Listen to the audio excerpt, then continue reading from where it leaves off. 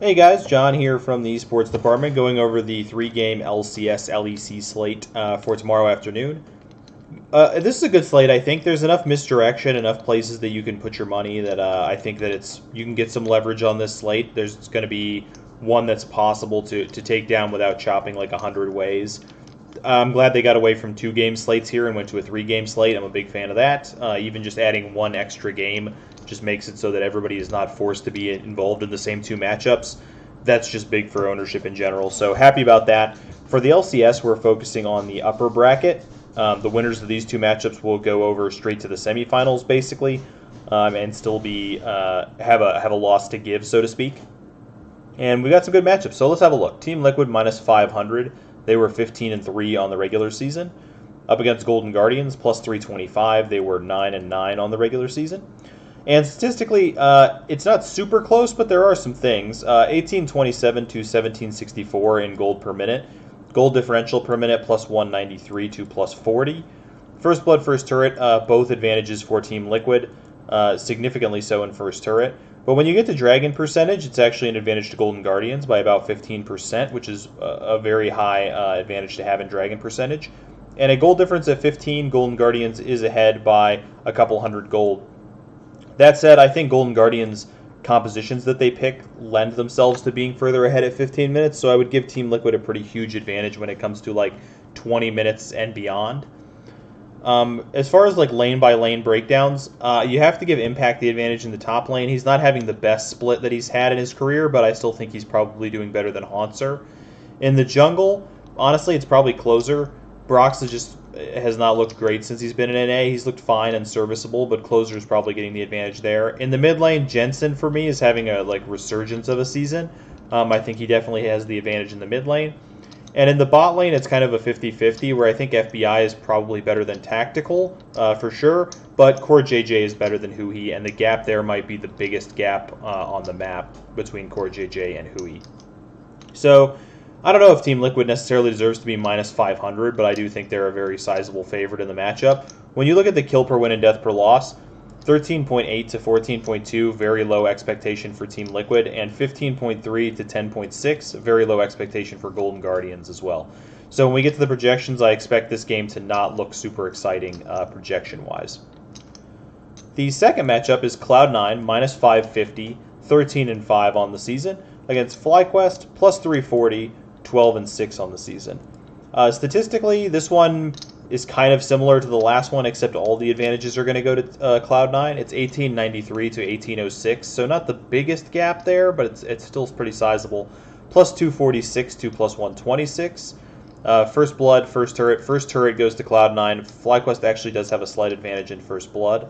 Dragon percentage 70 to 59, so that 59 is an insanely impressive number from FlyQuest, but still pipped by the 70 of Cloud9. Gold differential at 15, plus 2262 to plus 294.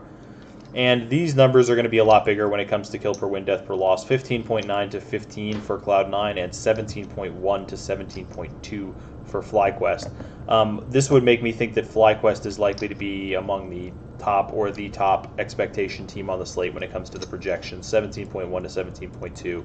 It's going to lead to some pretty large numbers. So the kind of interesting thing here is I would almost be tempted to lean towards FlyQuest in this matchup. Cloud9 had a pretty bad second half of the season when the meta changed a little bit. Makes me think that maybe they're going to be a contender in these playoffs for sure, but maybe not anywhere near the strength level we saw in the first half of the season. FlyQuest, the thing for me is they had a pretty close series against EG, who I don't rate much at all. Coming out of the regular season, I almost would have said, take the gamble on FlyQuest here as like an almost near lock play.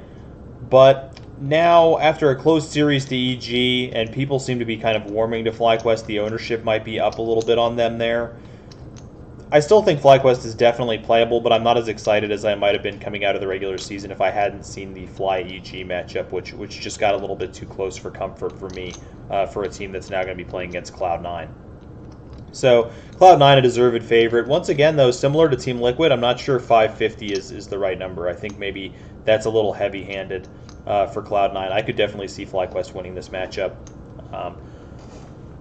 I'm trying to decide who I think would be more likely to win between FlyQuest and Golden Guardians. I think it's FlyQuest. I think if I was going to take one of those two teams, I think FlyQuest is probably more likely to win than GG.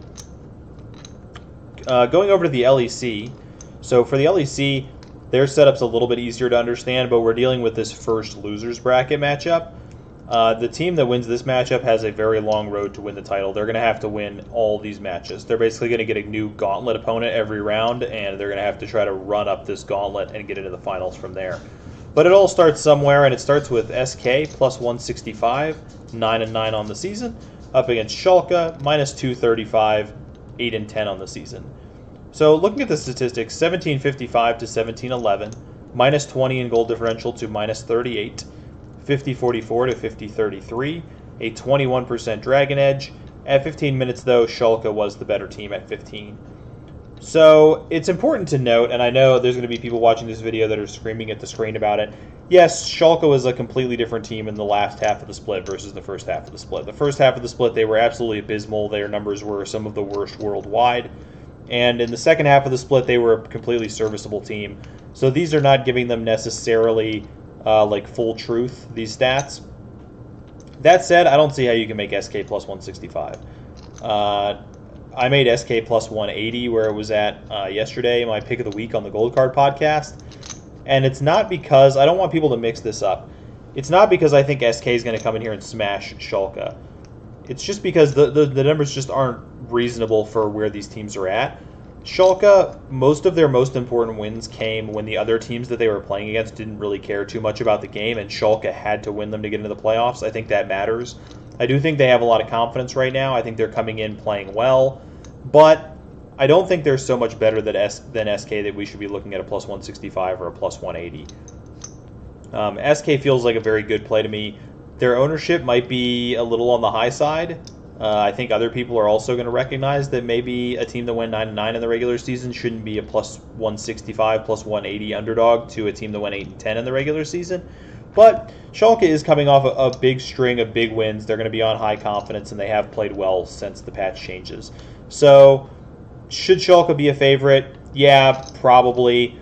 I did earlier in the week. I was probably overreacting and hot-taking too much when I said that SK should probably be a favorite.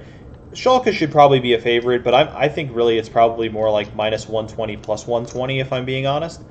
So I don't see how you can avoid playing some SK in some of your lineups. I could totally see them just completely dismantling Schalke in this matchup. That's definitely a possible outcome of this matchup, or a very reasonable possible outcome of this matchup.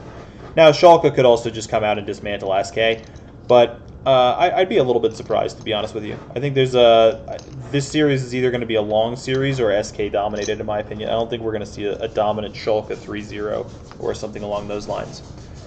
So that said, let's look at the favorites and their projected scoring. Cloud9, Schalke, and Team Liquid. So if we go by projection, it's Schalke C9 with Team Liquid last, Schalke TL with C9 last, Schalke C9 with Team Liquid last, Schalke C9 TL. So Schalke C9 TL is the general rating. There are two positions where Team Liquid jumps into second, and it's Broxa and Core JJ. In the other ones, it is Schalke C9. Schalke the favorite, or the high scorer in every set of projections. So if you're looking for a favorite to plug with an underdog, it seems like you play Schalke with your underdog unless you're playing SK, in which case you probably go to Cloud9, who's the general second place. The Team Liquid Golden Guardians matchup feels like the one that maybe you can stay away from a little bit. Let's look from the underdog's point of view real quick. For the underdogs, FlyQuest projecting the best, followed by SK and Golden Guardians last. And that, I'm guessing, so Crown Shot actually outprojects Wild Turtle, but other than that, that is the general setup. If FlyQuest wins, it expects them to be the highest scorer on the slate. SK in second if they happen to beat Schalke, and the Golden Guardians Team Liquid match is kind of the fadeaway one, and that makes a lot of sense to me. Neither Team Liquid or Golden Guardians was a very bloody team. That feels like a matchup that you could maybe either avoid or just play kind of light on compared to the others. If you're looking at playing cash, the NA teams feel like where you want to be. For cash games, I think Cloud9 and SK makes a lot, or Cloud9 and Team Liquid makes a lot of sense.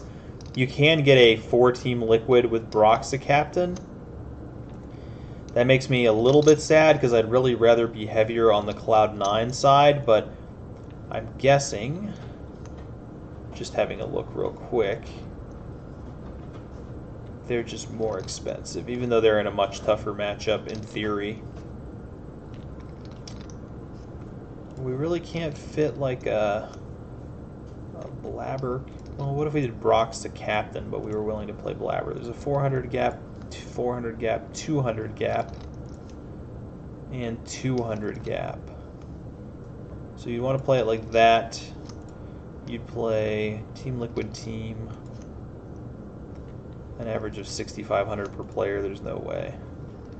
Even if we took Impact there, it only leaves us 7,000 for mid, which is just not quite enough to get Niski 600 off there. So we can't get 4 Cloud9, which kind of sucks. I would consider going to 3 Cloud9 if it would fit anywhere. We did just have a fit of it there. You would have to play Vulcan, who is pretty out-projected. But right there, you could just play 3 Cloud9 at least. Brock's the captain with Impact, Jensen's, Ven, Vulcan, and Blabber. I do kind of like Tactical, but you don't have the money. So I might go to a 3-3. It's a little bit sketchy to take anybody over Core JJ, but I think you'd rather have people in the Cloud9 matchup than have people in the Team Liquid matchup. So maybe you go to a 3-3 in cash. That gives you an 876 projection if you play the 3-3 version with Cloud9 team. Theirs is an 881 playing 4 Team Liquid, but man, I just really feel like I'd rather have an extra Cloud9 guy in the lineup. So I think I'd go with the 3-3 personally, even though it doesn't out project. Even though Core JJ would generally out project Vulcan, if the Cloud9 FlyQuest matchup is significantly bloodier, then you'll see Vulcan pass it. So I think I'd go to 3-3 personally. But you could go either way. So that's a breakdown for that slate, guys. This is an interesting one, I think, and it's going to lead us into some even more interesting matches in the future. Feels like the Team Liquid Golden Guardians one is the one you can kind of fade away from. The EU matchup is the matchup you want to target the most. That all makes a lot of sense to me. That's probably what I'll be doing. I said it in the last video, but make sure to check out the video on Rot that I did yesterday. It's under League of Legends Strategy Sessions. It's results-oriented thinking. I think that video is very important to watch. And keep an eye out for our Twitch channel. We're probably going to be doing some stuff on Twitch in the coming weeks, and I think I might play on there a little bit today. So do keep an eye on the Twitch channel as well. You guys have a good rest of the day, and good luck on the slate.